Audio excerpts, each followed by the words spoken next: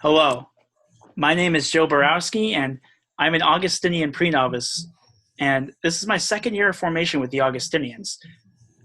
I have with me three of our vocation directors for the North American provinces, Father Tom McCarthy from the Midwestern province of Our Mother of Good Counsel, Father Joe Nayrog from the St. Thomas of Villanova province, the Eastern province, and Father Philip Yang from our Western province, province of St. Augustine.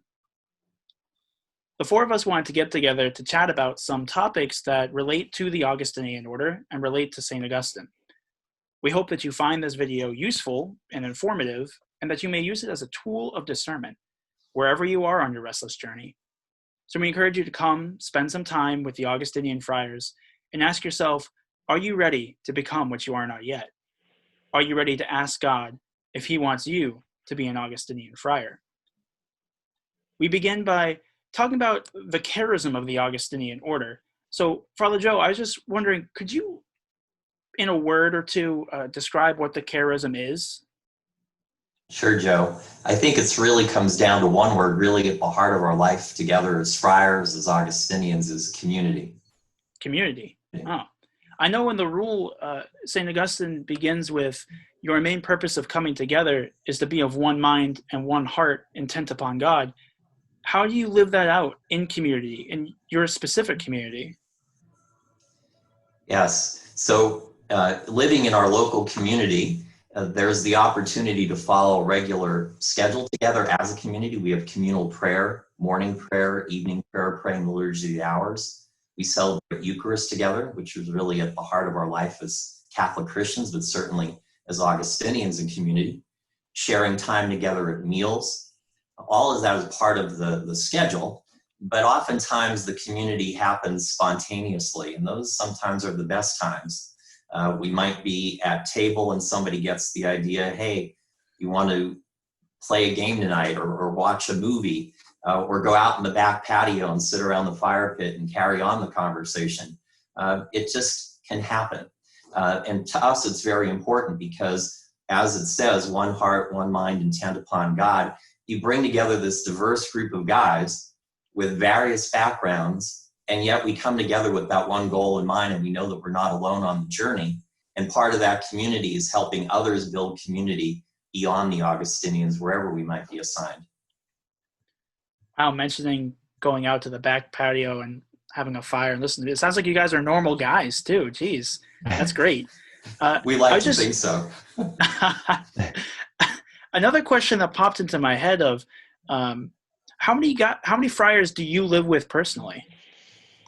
Currently in our community, it's an active Augustinian community in which our initial formation is based. So there's 5 friars and 3 students. And how many friars would you say are in the United States or in North America or even in the world? Sure. In North America, I believe there's approximately about 250 friars, including, and then worldwide, it's around 2,500 friars, and in about a little over 50 countries. Wow, so really spread out. Mm. Uh, Father Tom, I know a couple friars that I've interacted with have used this line of "We are all friars first." Could you maybe explain that a little bit?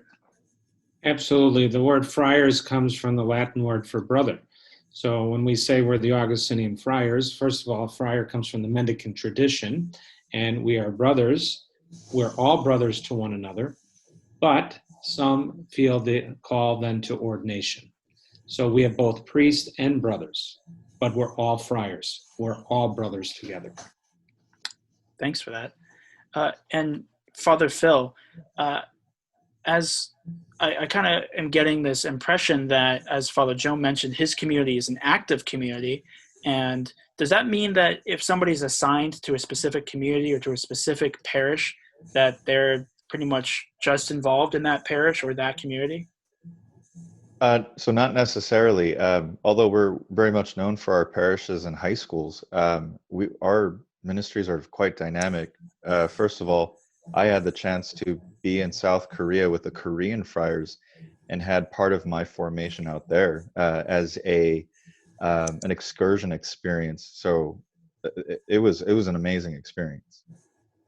That's great. Yeah. So really emphasizing that we're a worldwide community, that we reach out into our Augustinian brothers, both in North America and in the world, sort of like community life feeding the ministry that we do. Would you say that's fair? Absolutely. I love the fact that everybody that I know that's a friar, whether you're in the United States or Korea, is partaking in a social hour or a happy hour filled with laughs and joking, and and that's what I love. That's great. Awesome.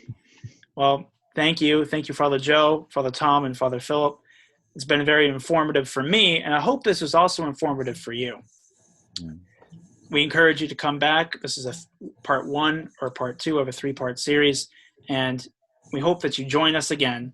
And remember that if God is asking you to be an Augustinian friar, you can find more information out at our website at www.beafriar.com. .org, isn't it? .org. Let me do that again. Okay. This was thank you. Blah blah blah. All right, here we go. Don't mention, Joe, also that this is part 1 or 2, because don't say that. Okay. Let's wait for him to swallow some water. Okay. Well, thank you, Father Joe, Father Tom, and Father Philip. This has been very informative for me, and I hope this was also informative for you. If you think that God is calling you to the Augustinian way of life, you can find more information out at our website at www.beafriar.org. Thank you, and God bless.